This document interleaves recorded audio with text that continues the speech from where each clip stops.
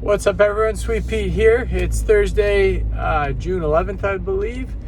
Just wanted to do a quick prediction video and breakdown of this upcoming UFC 263 on Saturday night. I believe the main card starts 10 p.m. Eastern Time. I have some picks and some opinions, but I'm unsure. The main event is Israel Adesanya versus Marvin Vittori. Now, Israel Adesanya just fought for the light heavyweight belt and came up short in a decision match against the light heavyweight champion, the Polish power. His name slipped my mind at the moment. Jan Blehovich, right? And Jan Blehovich is a great fighter. With age, he's become an even better fighter. But his strategy was pressuring him. He used a very awkward stand-up game, stood behind his jab, and then towards the mid of the fight, he started using takedowns. If you look at the fight that Adesanya had with Vittori the first time around, the third round, I believe, is where Adesanya lost, and he lost with takedowns, ground control, etc. This is where Vittori has a chance to win this fight. It's a 5-round fight. Marvin Vittori is certainly not the more technical fighter or not the more fluid fighter, but he's effective with his striking. He hits hard, and he is a beast, just a berserker. He is built like Jan Blehovich, just maybe a tad smaller, but not much. And it's possible that Vittori plays that same game plan and grinds out a decision. Now, my prediction is Adesanya by epic stoppage in maybe the third or fourth round via strikes TKO. I can see the chip on Adesanya's shoulder. He's pissed off about the previous fight, and he wants to prove a point, and I think he's going to do it. I don't think he's going to succumb and let Marvin Vittori hold him down on his back. I think he's going to do whatever he can. He's been training his takedown defense, and he's going to be a sniper out there. My pick is Israel Adesanya, TKO or KO in the third or fourth round. Now, the second fight is the most exciting fight. I'm pumped for it. It is Davidson Figuerado versus Moreno. Now, if Moreno wins, he'll be the first Mexican-born champion in the UFC. That would be incredible for Mexico and incredible for, of course, Moreno. The first fight, I personally believe he won. It was a grind. It was a battle. He landed more shots, in my opinion. Maybe more power came from Figuerado. But at the same time, Figuerado is just like a zombie. You can't knock him down. It's like his chin is granite, and he is fast. He's got great scrambles.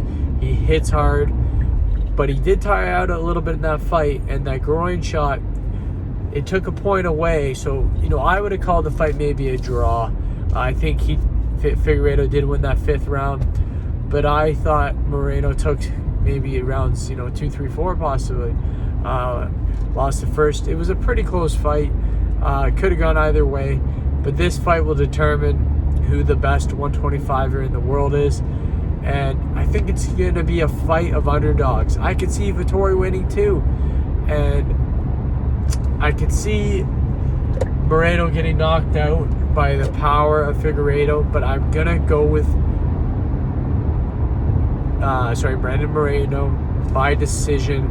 I think he's going to take it 3 rounds to 2, and I think he's going to squeak by a decision with his pressure, his speed, and he is probably technically superior.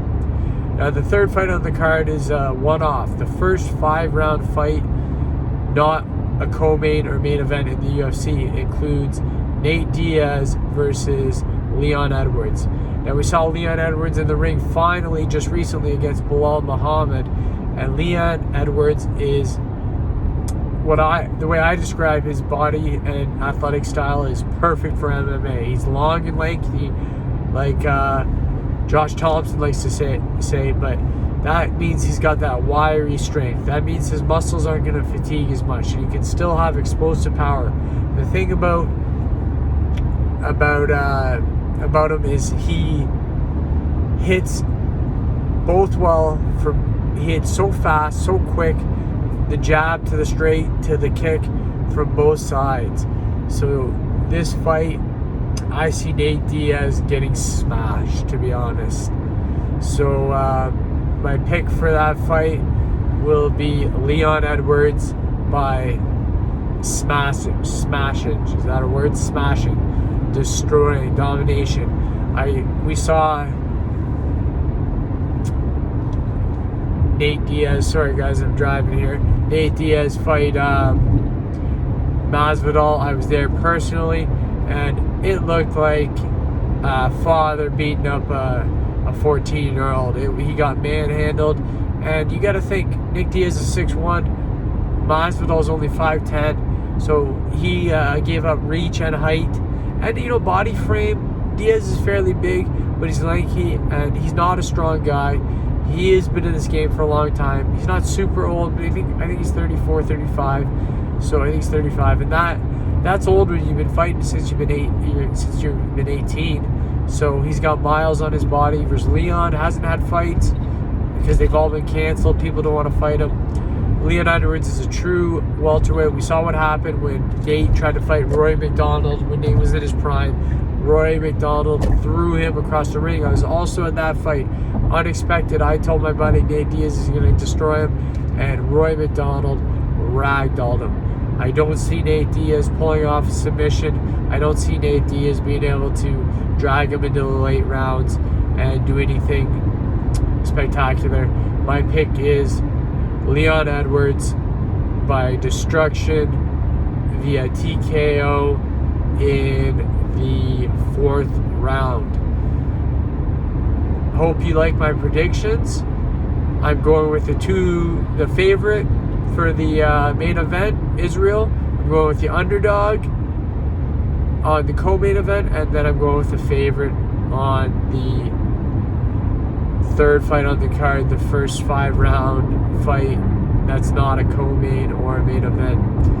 Those are my picks. Hope you like them. Hope everyone's doing well. We're going into phase 1 at midnight tonight here in Ontario, Canada, and that's exciting. Things are going to be open. I can finally go to Home Depot. I need to get some new doors. Been waiting on that. But yeah, let me know in the comments. Let me know your thoughts, who your picks are, and why. I'll respond, give you my opinions on why I disagree or agree. I appreciate it, guys. Sweet Pete MMA signing off. Everyone take care. Have a great night.